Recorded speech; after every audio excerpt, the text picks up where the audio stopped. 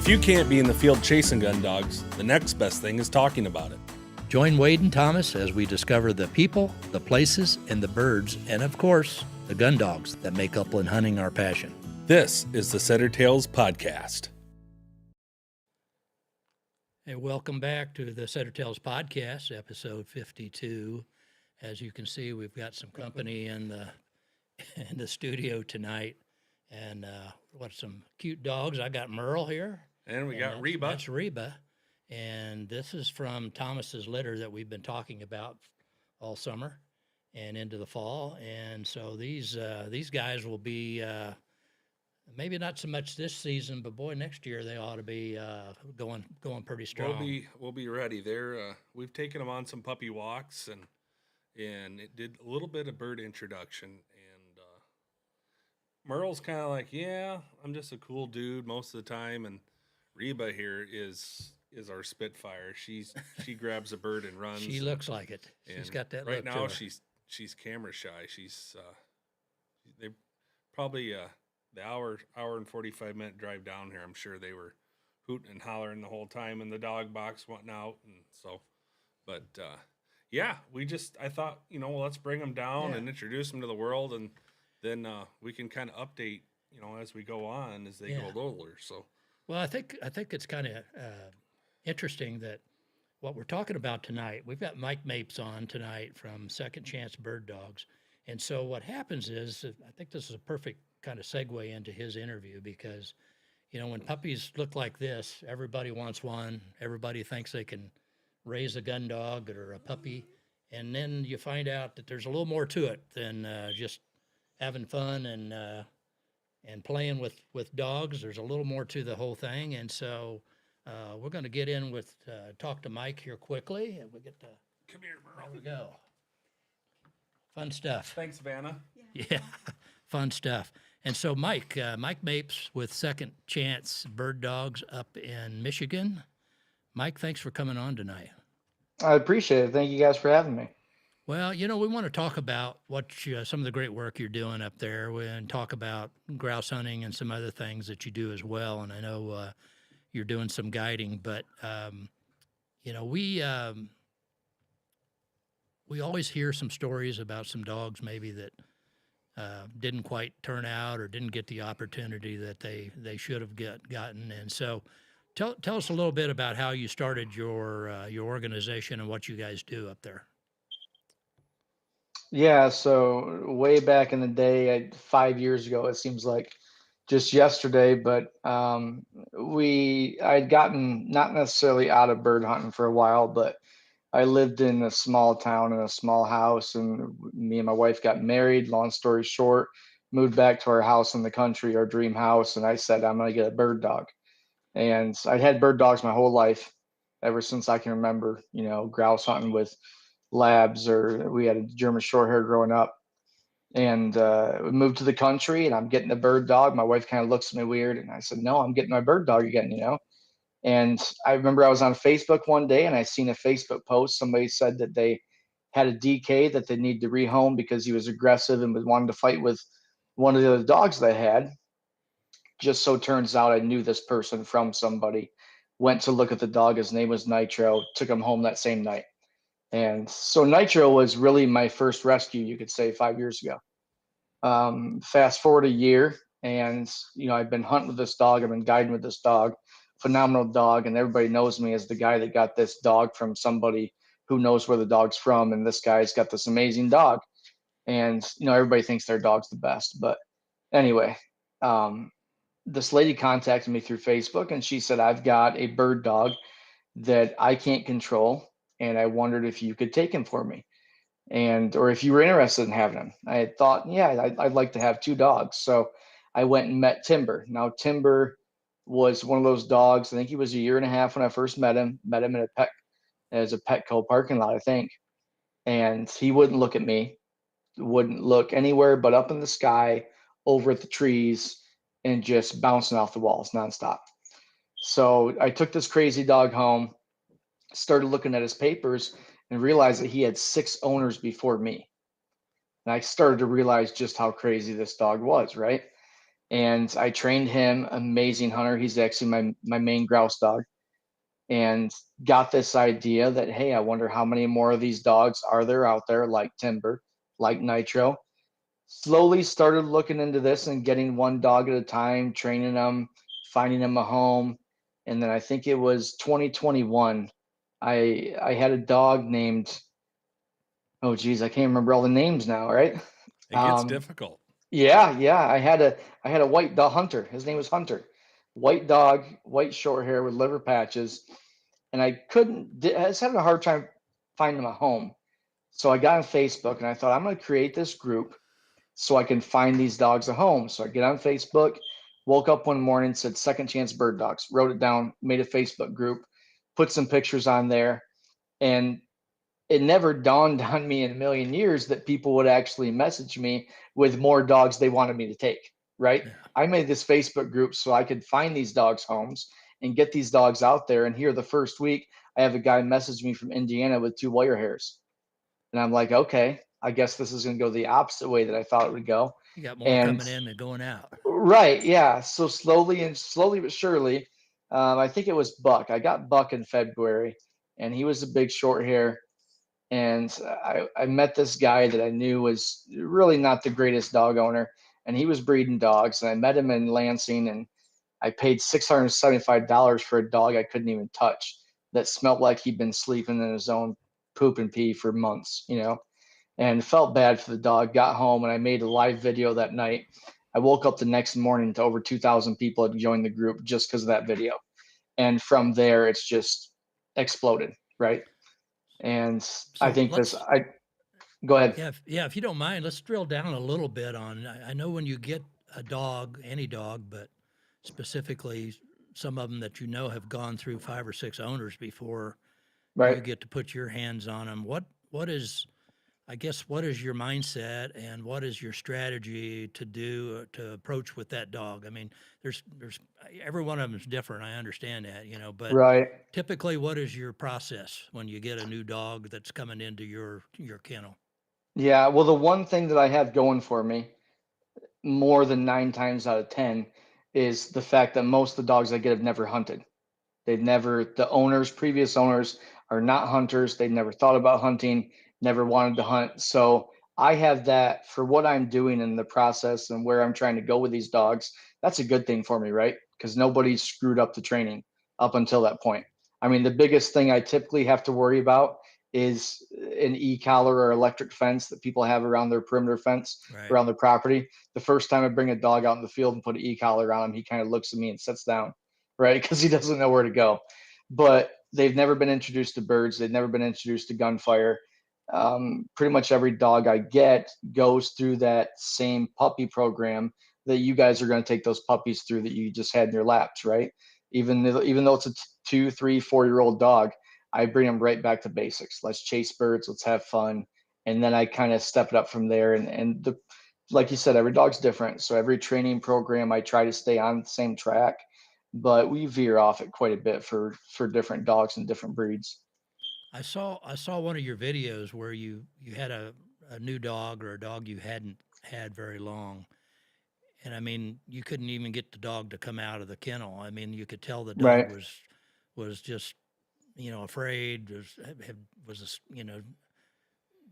just didn't know who it could trust, obviously. And Yeah. it looked like that dog had some trust issues. And that dog is in that kennel. And I know you were trying to, to work through that whole process. And I noticed the patience that you had of just having the door open to the kennel run and just Yeah. sitting there, talking to the dog, being patient, let the dog understand and kind of get used to me and used to my smell. And so, I mean, you got a lot of time and effort and involved. And then when you have multiple dogs, it just looks like, wow, what a commitment. Yeah, it's been a big commitment, which is why, we talked 2 weeks ago. I quit my full-time job as a tool and die maker and doing bird dogs full time because yeah, now I'm waking up in the morning, I'm putting a certain set of dogs. I have 3 or 4 dogs right now that I'm putting on birds every day, working on whoa training, working on this, working on that. And then I have those dogs like that. I have a poodle pointer right now that was never socialized. He's a COVID dog and never met anybody new. And he's the same way. You know, I open that kennel door and he sits there and looks at me where every other dog is busting out the door, right? He's sitting there looking at me like, I don't want to go out there. It's scary. So I have tons of different dogs on different levels of training. So every day I'm going through, you know, morning sessions, afternoon sessions, night sessions. Every dog's different. I have usually have 2 to 3 sets of dogs I'm doing different things with at a time.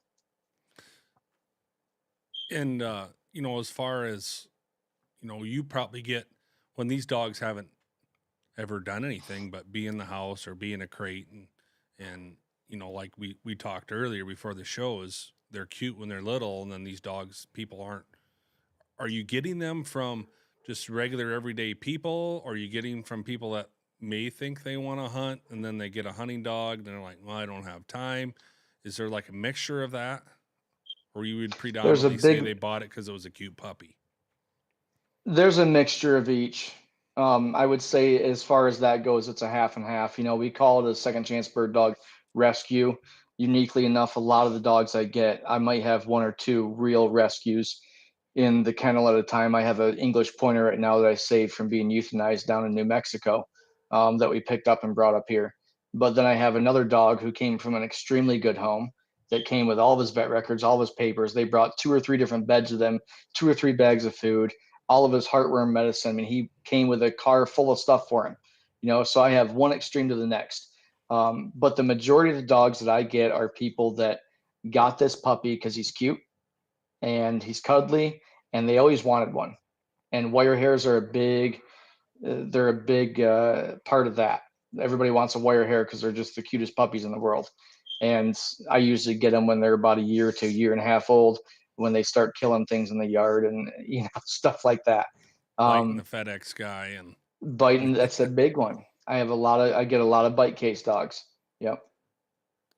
and you know, we talk, you know, these breeds, you know, especially the hunting breeds, they have to have that stimulation of getting out and hunting and being able to run and you know, everything that's bred into them. It's just not like you're Oh going to yeah. the pet store and picking out a poodle. You know, they're bred to be a house dog. You know, people are buying, you know, English pointers and setters and short hairs and whatever breed you can think of, and they're just seeing that cute puppy factor and, oh, that's a cool looking dog. Or they watch the dog show every Thanksgiving on TV, like, God, I want one of them. Then, Yeah. you know, people don't. You know, my thoughts are, and maybe yours are different, but do you think people don't do enough research and look back at these dogs? They just think, oh, it's cute, I'm going to get it. You know, you think that would help? Obviously, you've made a living of it and done this, but you know, what are your thoughts? Or you think they're just doing it because they're cute and they're not doing their research? Lately I've really been diving into this, and the wire hair community is kind of split 50-50 with me right now because I've given wire hairs a lot of crap this year. But truth be told, they're my favorite breed. I mean, if you told me, Mike, pick one dog to hunt with the rest of your life, it'd be a Dratar, right? But they're not for everybody. And what I've tried to do is, you know, there's a lot of people out there that have wire hairs that don't hunt and they're great pets, but where did you get that dog from? So I released something a while ago, an article I wrote, and I was basically telling people, you know, we've got the true German dogs. And I believe at the time I had a Dratar in the kennel here that was 93 pounds, huge dog, who was at my kennel because he attacked another dog and tried to kill the goats on the farm. And then I had another wire hair here who I would let my kids sleep with in bed because he was smaller, he was cute, he was soft, and he was calm. And I tell people, you know, when you go to pick out a puppy, if you're not going to be a hunter and you want something like a wire hair, breeding is everything. You can't just go to any breeder and say, I want a wire hair. You need to find somebody that breeds those dogs for family first, hunting second, because there's a lot of them that are all hunt. And then it comes to the family and being cuddly, sitting down on the couch. They're not really made for that, right? So I try to, with the Facebook group, I try to inform people as much as I can about what to look for when you go to a breeder, and you know how to pick that puppy and make sure you find, a German short hair with an off switch is what we call it. Find a dog that can be a good family dog, not just a hunting dog. And I think that people, a lot of times we put our blinders up, right? Because the puppy's cute and we want that dog. And yeah, we pay the price a year and a half later when we realize that we don't hunt and that's all that dog wants to do. Yeah, and it's a big energy factor, Yeah. when picking the proper mate for the puppies we had here tonight for my female. I mean, I did a lot of research, and when people call me to purchase a puppy, they're like, "Well, what can we expect?" Mom's got an off switch. She can be a house dog. She can ride in Yeah. the front seat of the pickup when I run to town or something, and you don't have to worry about her. But Dad, he's a big running horseback dog, Yeah. and he's bred to run, and he's not a house dog, and they have to know that. And do you think do you see irresponsibility with breeders in that, so to speak? They a lot of guys, you see Christmas puppies, and everybody wants to go out and buy their Christmas puppies, and people, Yep. you look at Facebook groups. Oh, I want to have a pheasant dog, but I duck hunt once in a while. And, you know, the wire hair, everybody's saying Yeah. wire hair. So everybody's buying them, or poodle pointer. There's a Yep. whole different animal there too. Yep. I got 2 of those right now. Yeah. Yeah. It's, the, I want to be careful when I say irresponsible breeders, but the responsible breeders know who you are and I'm not talking to you. And I know that all the time because I speak to many of them and they thank me for what I do. I've got a wire hair right now that a lady called me and she said, I went to get a puppy. And when I showed up, they had 2 left. And the breeder looked at me and said, you can have a 2-for-1 deal. And they sold them 2 puppies for the price of one. And they're 2 80-pound wire hairs. And a year and a half later, I've got a 90-pound lady calling me because she's got litter mate syndrome going on. And she's trying to pull 2 90-pound wire hairs apart from killing each other. So irresponsible breeder there, yes. And to add on top of that, the one that she brought me was mixed with short hair. So their wire hair breeding was mixed with the short hair. So I get a lot of irresponsible breeders. I would say any dog that I get at Second Chance Bird Dog that a breeder knows is coming here, that's an irresponsible breeder. I've had several breeders call me ahead of time and say, hey, Mike, somebody's going to be contacting you because they have one of my puppies and I don't have room right now. Could you take on this dog for me? And please let me know how it does. And if you have any expenses, let me know. I'll cover them. Good breeder, right? But I get a lot of breeders that don't care. And I tell everybody that sends a dog to me, talk to your breeder first. And I want a copy of what he says back to you. So I have that for my record. And I have a stack of probably 100 breeders right now that have said, nope, you can give the dog to him. I don't want him back. So yeah, there's a lot of breeding. Breeding goes into it big time, and the people breeding the dogs go into it. What's and I think for our listeners and myself included, I'd like to. What are some of your success stories? Can you talk about some of the dogs that you've had and how they're doing now? And some of those I know from talking to you before, Mike. Some of those are really doing some great things in the field and in families. So could we? Yeah. What are some of your? I guess what are some of your prouder recruits that you've had that have gone on to be successful gun dogs? Yeah, the one that's fresh in my mind because I just seen him yesterday. Buck, one of the first dogs I got. Um, he's a German short hair. I got him when he was, I think Buck was just about a year old when I got him. And he's the dog that I made the live video on who sat in the back of the kennel in the back of the truck, wouldn't come out of the truck. Every time I tried to grab him, he'd go to bite me. I ended up, after about 4 hours, taking the kennel out of the truck and tipping it upside down, him falling out with the garage doors closed, and he ran away from me. I think it was 2 days before I could finally get my hands on him and touch him. And the first time I walked him outside, I could see him looking around like, this is all new to me.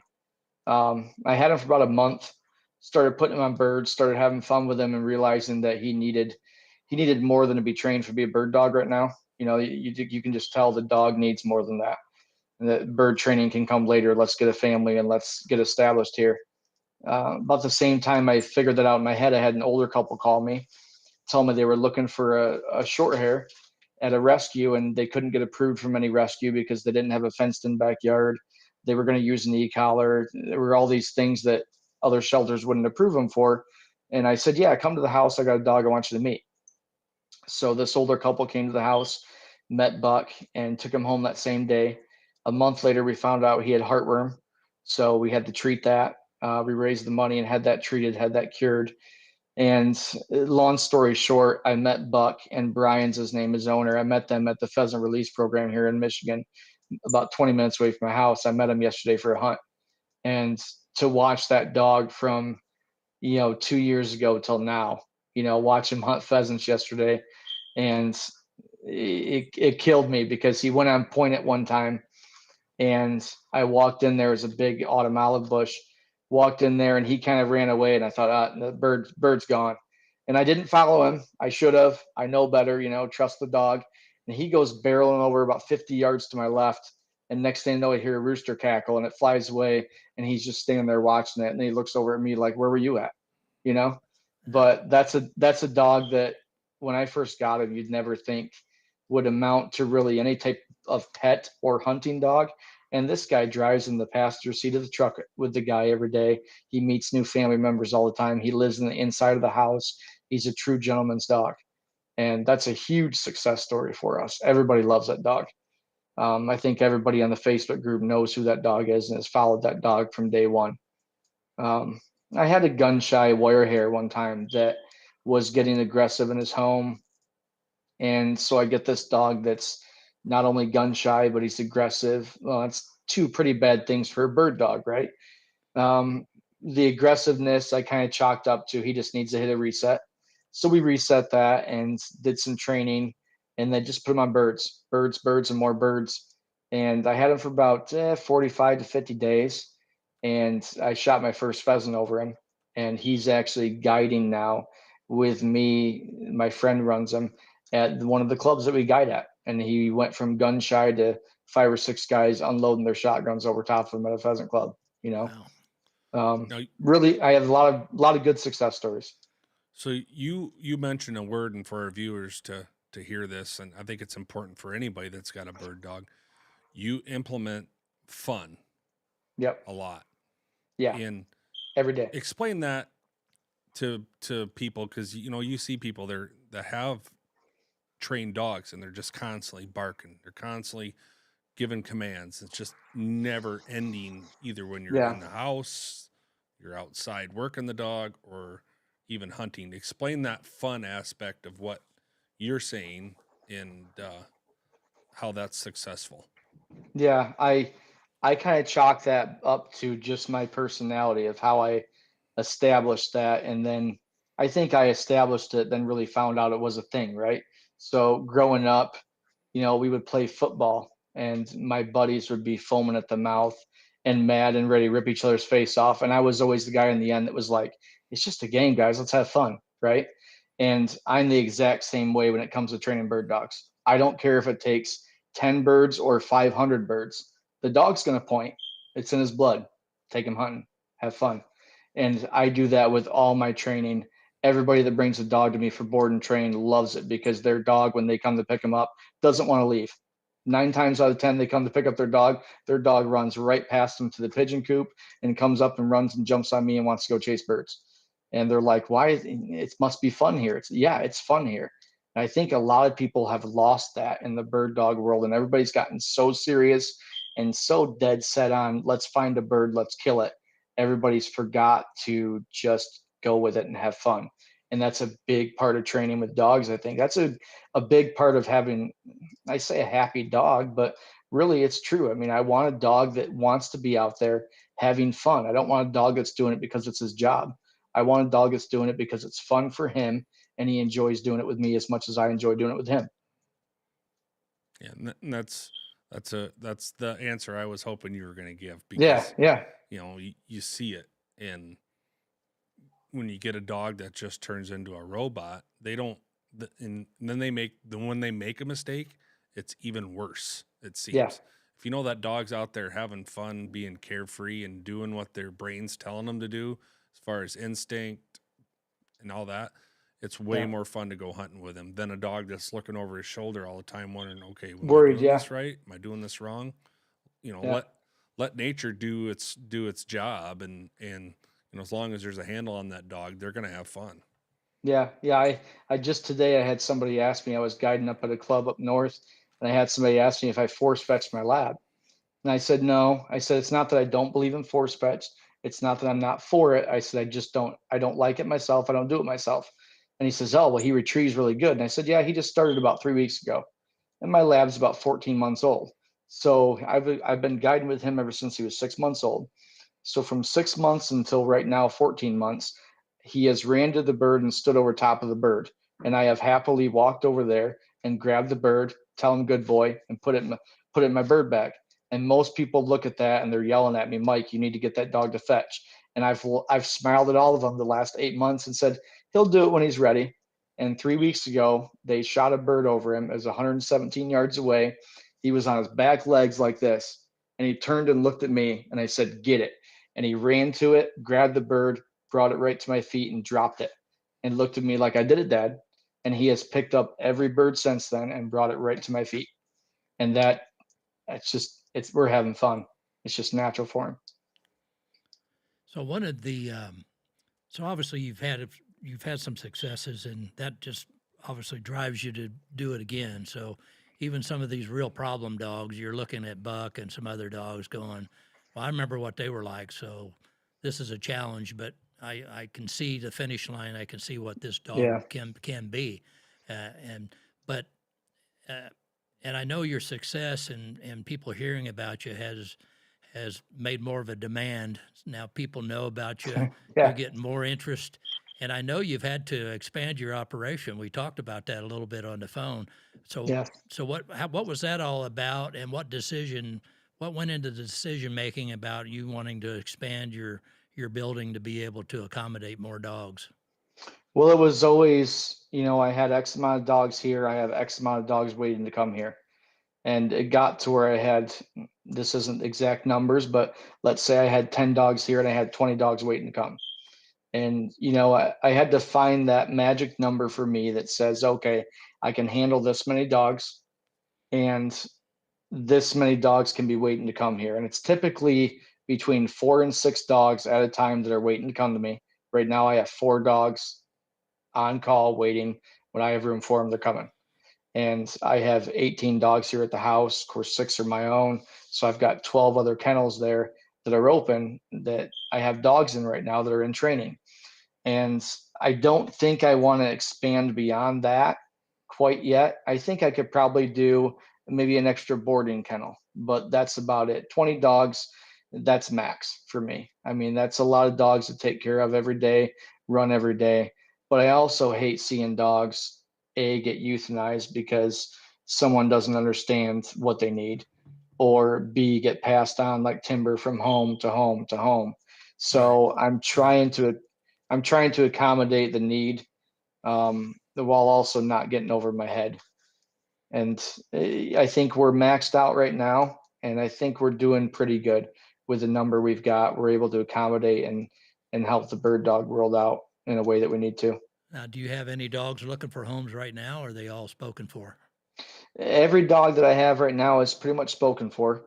Good. I think I have one wire hair that I don't even think anybody knows that I have him right now. I just got him 2 weeks ago. It's another story for another day, but he was on 3 different medications when I got him for anxiety. He was on depression meds. Um, he came with like 6 different pills. So I actually had to call a vet and say, okay, this is what he's getting right now. I need to wean this dog off. I can't go cold. I can't do it cold turkey, can I?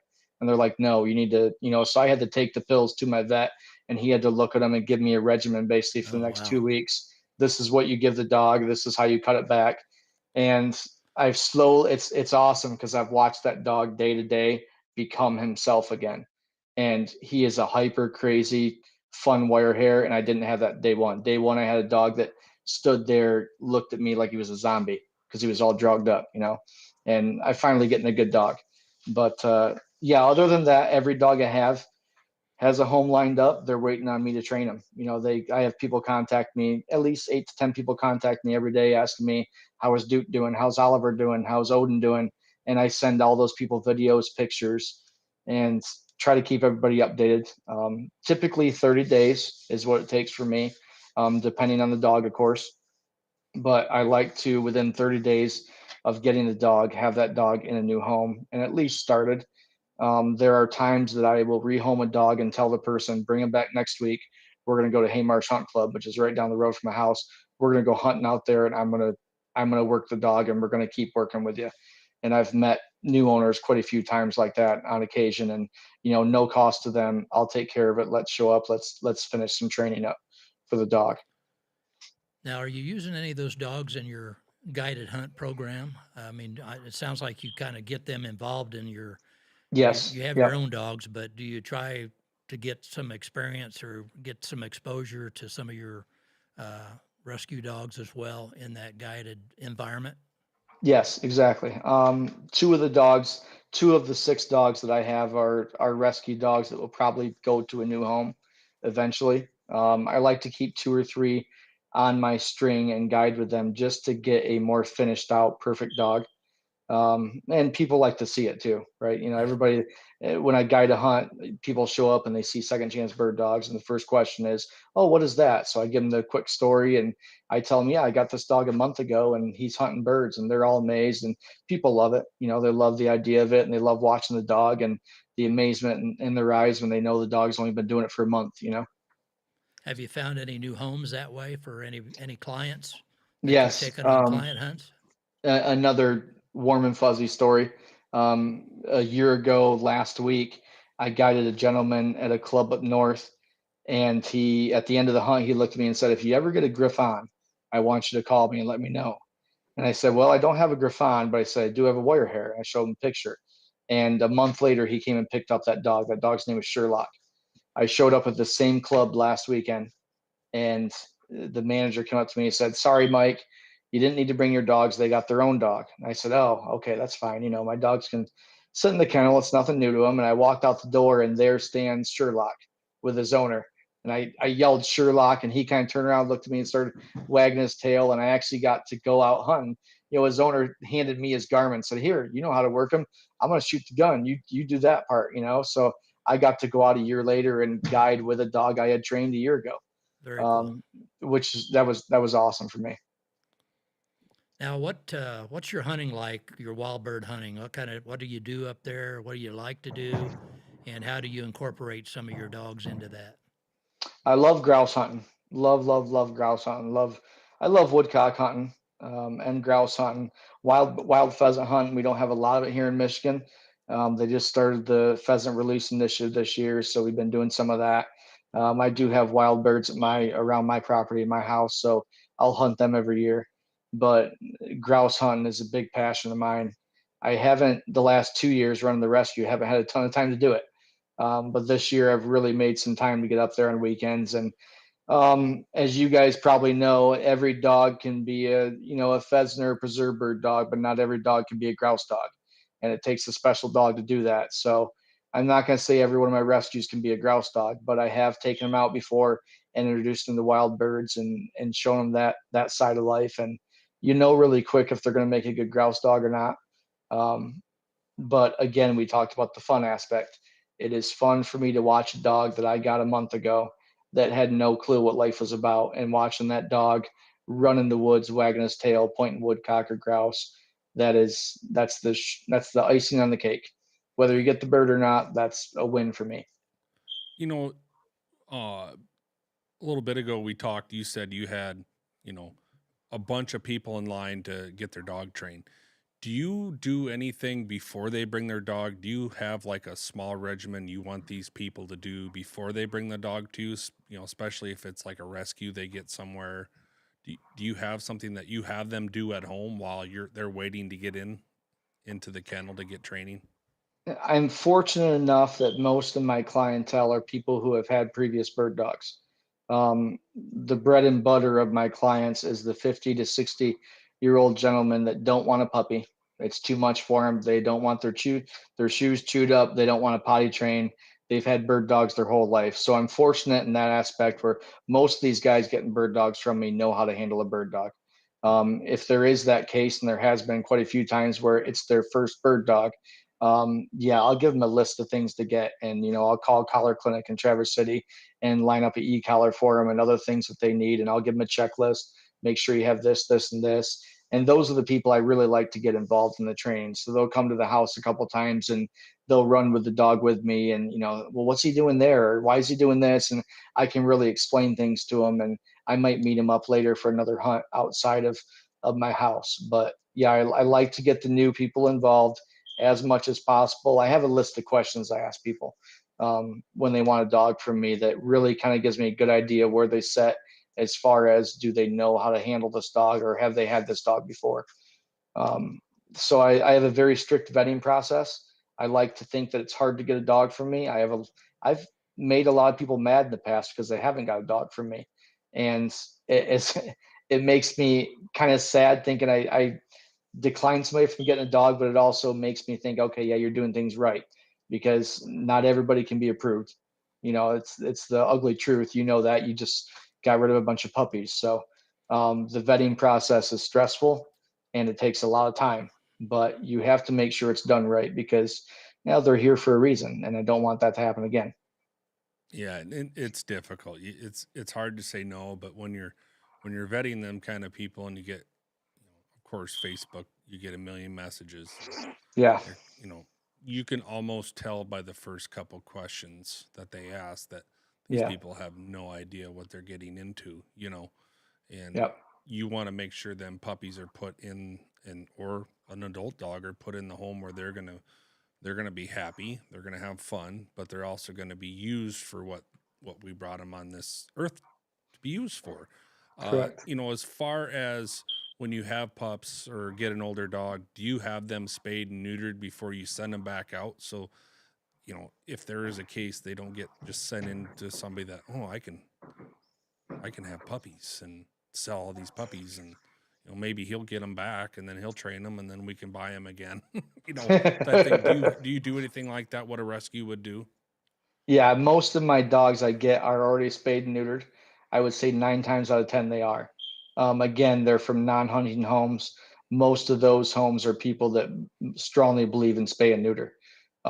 There's been some instances where I think I got dogs that were neutered probably too soon, right? I had a Dratar that was neutered at 4 months old, and that was a little early, but a lot of times I get dogs most of the time that are spayed and neutered.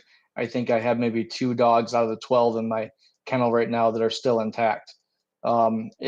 In 30 days to train a dog, it's hard to get that spay and neuter done and still stay on track. So that's when I go to look for a home. That's when I'm going to look for somebody I can trust, right? And I make them sign a no breeding contract. I make them sign a contract saying within 6 months the dog gets spayed or neutered. And if they do so, they usually get a deposit back from me, X amount of money back when they do that spay or neuter. Fingers crossed. I've had no issues. Everybody's complied, and we've done good so far. But I think that a lot of that goes into the vetting process and finding people that care about the process too. And that's a good thing to do because too many people are breeding just because, hey, my dog just flushed that pheasant. My dog picked it up. Let's breed them. We'll Yeah. have bird dogs, we'll have Yeah. complete bird Yeah. dogs, and it's irresponsibility. And I just think it's a great that you make sure that all that stuff is taken care of before they get sent So out. on your vetting process, Mike, what do you think are the two most important areas or questions that you want to ask? I mean, when somebody calls you about a dog that you have available, what do you think are the two most important things for you to find out about people? I want to say, do you hunt? But let's not include that in there. I think that's kind of a given. My biggest thing is how much time do you have with that dog per day? And do you have the necessary funds to take care of this dog? And with those two questions there, you can weed out a lot. I want to make sure that that person has the funds and the whereabouts to take care of the dog and to feed the dog, to take the dog to the vet regularly, make sure the dog's healthy, and time. This dog's with me because I get a lot of dogs because the owner didn't have time for him. So I want to make sure that, yeah, everybody has to work an 8 to 10 hour job a day. I get that. but when you get home, what are you doing with that dog? Is he running outside? Is he getting your time, or is he just sitting in a crate all day and doing nothing? Another question I would put in there, I have 3 to 4 questions that really are a deal breaker for me, and a lot of time is kids. I want to know. I'm not against having kids, but I want to know how old your kids are, because you getting a 2-year-old dog from me that hasn't bonded with those kids, that's a big factor for me, and I want to make sure that no kids are getting hurt. I don't want a 2-year-old kid walking up to a dog that just walked in the house and there's a bone on the floor and he goes to grab the bone and the dog doesn't know the kid and the dog bites the kid, right? So kids are one of my biggest questions, my biggest concerns, um, is kids and the funds, the means to take care of the dog and the time. And then do you continue, like, when you place that dog, is there a continuing dialogue between you and that owner? And I mean, are you checking on the dog's progress? And I'm sure answering any questions that that new owner has. I'm sure there was a period of time there where you're keeping track pretty Oh closely of yeah. how that dog's doing. Yeah. Well, we've rehomed over 120 dogs now, so I couldn't keep track of all of them if I wanted to. But when I rehome a dog, I'll wait 5 days, and if I don't hear anything from that person in 5 days, that's good. And usually, if I hear something from that person that night, it's either good or it's we got a problem. So I'll wait a few days and I'll reach out. Hey, how's it going? And then I'll get the thumbs up and the pictures. Oh, it's going great. We love this dog, and I'll try to keep on track with that person for the next month or two. And then the messages typically start fading away, and I'll hear from them every now and then. But I've got so many dogs out there that I wish I could remember all of them, but I don't. And I kick myself all the time because I wish I would have started a list when I started this of every dog I had, what their name was, and where they went to. But I didn't, and I was just starting out, had no idea it was going to get this big. But we started that list this year because I want to make sure I know where those dogs are and who's got them. Would it be fair to say you have dogs all over the country now, probably? Yes, I Okay. would. Yeah, I have dogs in Texas, California, Wyoming, Nebraska, South and North Dakota, Pennsylvania, New York, Maryland, Vermont, Washington. I just rehomed one to Florida last week. Yeah, they're all over. Now, and I know you mentioned earlier that you kind of made this a full-time job. You were working in another occupation and kind of doing this in the evenings, and then it just grew to the point where you had to make a commitment. This is what I'm going to do. What was that Correct. like, making that decision? I honestly, I think it was more the wife than it was me, because she kind of drew the line in the sand and said, "Okay, you're going to do this or you're going to do this. Which one's it going to be?" Because you can only work 3 years of working 7 days a week, nonstop. It was wearing on me too, health wise, and I really had to make that decision. And that's when I put the board and train kennel up and started lining up some board and trains from people. And we finally decided. We actually had a baby about 12 weeks ago. So I took 6 weeks off for the baby, and that was my trial run for quitting my job. And I told the wife, I said, if we can make it those 6 weeks, we're going to do this. And after those 6 weeks were up, we made the decision that we might never be millionaires, but we'll be happy, and Yeah. we'll be training dogs every day. So that's what we're doing. And you haven't looked back since. Haven't looked back since. I actually think I'm busier now than when I actually worked a full time job plus did this. Yeah, you got to get that hunting time in too. Yeah, that's the big part of it. Yeah, and the Hunting guiding, time and honey time. Like you can yes. kind of you can get them mixed Now, up. the guide thing that you're doing, you Uh-huh. meant, yeah, why don't you give a plug to the preserves that you're working for? That's kind of what we're all about. Where are Yeah, you working yeah, now as a guide up there in Michigan? yeah. So I work at Haymarsh Hunt Club. That's Okay. in Morley, Michigan. I guide there. I've guided there twice this week, and then they're more of I would say, blue collar hunt club. Most of the time, it's guys with their own dogs going there. A lot of CRP, just about as close to the real deal as you can get at Haymarsh Hunt Club. If you want to hunt birds and you want to feel like you're really hunting, go to Haymarsh. It's a really good, realistic club, and the birds are good. They fly good. They flush good. It's a good place. I think they've got around 800 acres. All the fields are about 40 acres. Really good place to hunt. And that's where I started. I mean, I shot my first pheasant there when I was 12 years old. So I've been a member there for a long time.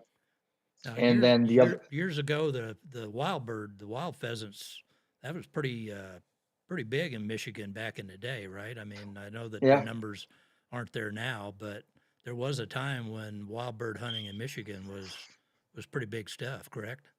correct. Yeah. When I was 16 years old, we used to walk down the ditch lines just down the road from my house, and we used to find pheasants.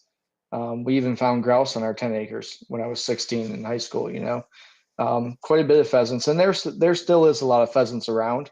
You've just got to cover a lot more ground than say, you go to South Dakota, and it's the number of flushes you have per hour. You might work all day here and find one bird, but you go to South Dakota and you'll find 100 birds in one day. But I was just coming home yesterday and a rooster pheasant crossed my drive, a mile long driveway, and there's a cornfield on one side, beans on the other, and he ran from the corn into the beans right in front of me. So they're here. They're just not as easy to find. So you talked about a pheasant release program they have up there. So does the Michigan DNR just have like stocking days and then you can go hunt public ground, or explain that a little bit? Yeah, so Michigan this year has, don't quote me on this, but it's 7 or 8 different sites in Michigan, specific areas where they're releasing pheasants. The DNR goes out twice a week, releases pheasants in these specific fields, and then with a $25 Michigan resident tag, you can go hunt these pheasants. Um, and it's been successful, especially a lot of places in Michigan. Very successful, and they've seen a lot of people come out. It's good for the sport. It's good to get new people out.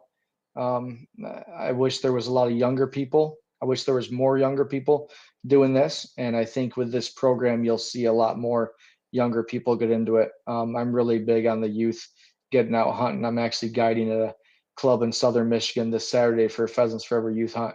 And I volunteer for as many of them as I can because I love getting kids out hunting. That is the biggest. That's going to save our sport someday.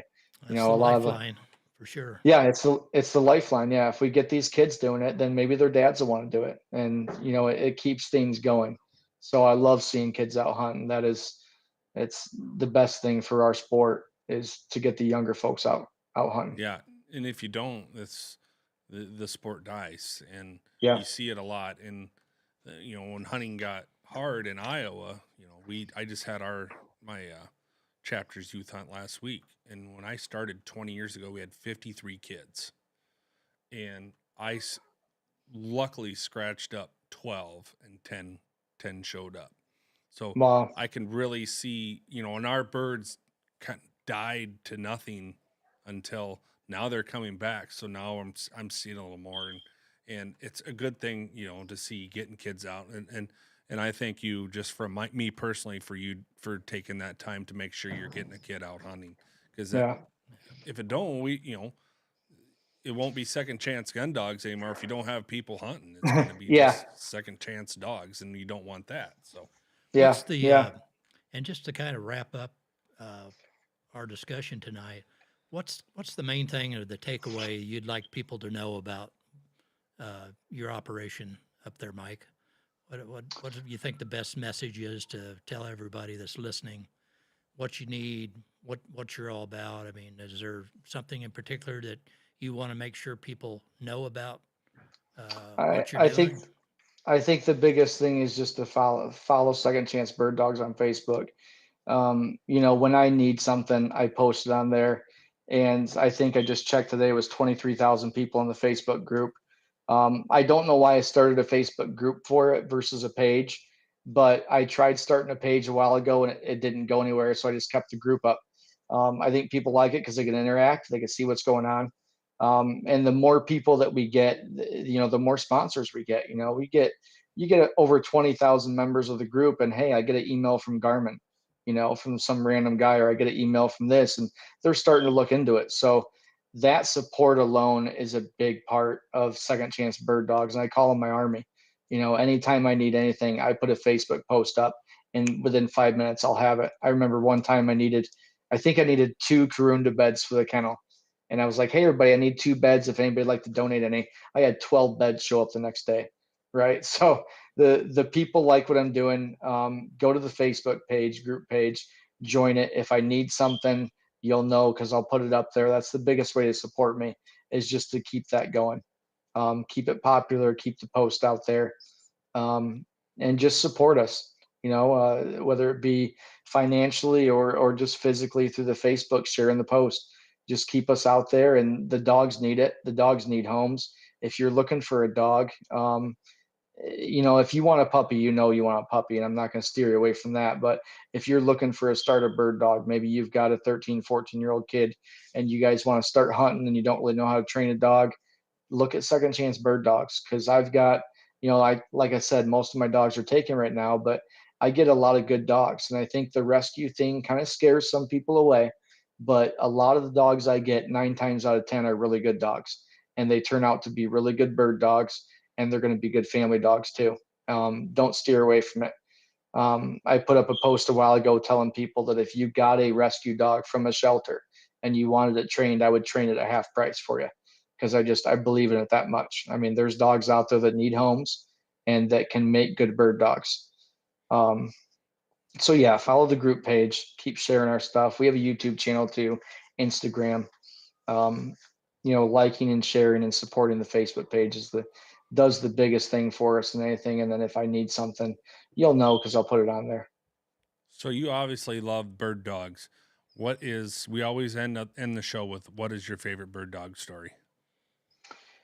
Favorite bird dog story. It was Timber. I'll try to make a long story short. When I got Timber, like I said, he had 6 different owners. I must have put that dog on 100 birds. And my training, I won't go into it too elaborately, but it's all natural. I like to have fun, make sure the dog does it naturally. I feel like you get a lot better bird dog that way. So I'm putting him on birds, putting him on birds, putting him on birds, and he's just flushing, flushing, flushing. It was a Sunday morning, about 40 degrees out. It was raining. It was cold. On my way there, I almost turned around because I'm thinking I'm just going to see him flush birds. He's not going to point. I get there, drop the tailgate, put the collar on Timber. He goes running away. And at this time, I was just running a cheap collar with a bell on it. And I'm sitting there loading my shotgun, and I don't hear the bell anymore. And I'm thinking, oh, he's 600 yards away. I turn around, and there he is, 50 yards away, paw up, straight out. I'm thinking, what's he doing? Walk over to him. I get about 10 feet away, and I realize he's pointing. This dog isn't pointing yet, he's pointing. And I walk up beside him, and I love to touch the dog and just let the dog know you're doing it right. And, from his head down to his tail, I just say, whoa, and I'm a good boy.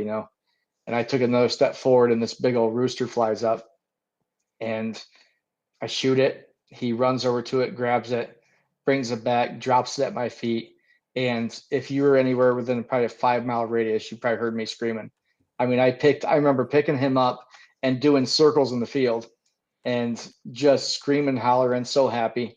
And we went out. I think I bought 3 birds that day. And we went out across the field, and he pointed 3 birds. I put them in the bag, and here comes the owner of the club. And he's like, sorry, Mike, I didn't get out here in time. I didn't put your birds out yet. And I looked at him and smiled. I said, well, we already found 3 birds. He goes, oh, well, those birds are scratch birds. They've been out here a while. And that just made my day. That to this day will be probably one of my favorite stories of the bird dogs I've had. And that's what keeps your passion going, obviously. Oh yeah. They all have it in them. You just gotta push them. You gotta do it the right way. Let nature take its course, because like you said, he flush, and then boom, the light bulb, everything clicked right. The light bulb went on, and sometimes that's all they need. The minute that light bulb turns on and they figure it out, you never have to do anything else. They're just, I'm a bird dog now, and he figured it out. So great story. Great. Commend you for exactly everything you're doing. And, if you guys want to check out all of Mike's stuff, we'll have the links posted here, and check out his Facebook group, his Instagram. He says everybody's welcome to join in and really take care of what, watch what he's doing. Yeah, And if you're in Michigan, stop in and see him and go out in the field and hunt with him in a couple if you get a chance. But Mike, we appreciate your time tonight. We appreciate you coming on and sharing your stories with us, and hopefully some people will hear about you that haven't heard about you before. I'm not trying to push more dogs your way, but if there is that certain dog in need out there, I think Mike would make a great place for that dog to. If that dog's lucky, that dog will end up in your hands, and you'll, make a great opportunity for him. So we do appreciate your time, my friend. I appreciate you guys having me on. All right. We'll keep in touch. We will continue to follow your stuff. If you want to join his group for Second Chance Bird Dogs, I would encourage you to do that. Tonight's episode is brought to you by Highland Hunting. We talked a little bit about preserves, and that is a preserve where both Thomas and I do some guiding and have for a few years. And so they have been gracious in their sponsorship. If you are a new sponsor or you're interested in getting involved in the podcast, check us out. Give us a call. We'd like to talk to you about coming on as a new sponsor. Subscribe to our channels, to our, how all that stuff, how it all works. All our Instagram. Wade has his own Instagram as Sweet Point Setters. I have a Big Marsh Kennels page as well. Our YouTube page, Setter Tales Podcast. We have a Facebook, Spotify, Apple Music, all that. It's free to subscribe. Our YouTube, you go on there, you can hit subscribe, and there's a little bell on there. Flick that, so anytime we're live or a video comes up, it's going to give you a notification. But you know what? You know what this weekend is? Opening weekend of pheasant season. That is true, and there's another story about that. We'll talk about it next time. But and if you get a chance, we don't have the puppies here. Puppies are sleeping. Puppies are hopefully. sleeping. They won't be sleeping on the way home. No, but that'll be a rough drive home. Thanks for tuning in, and if you get a chance, take somebody hunting. Keep their nose in the wind.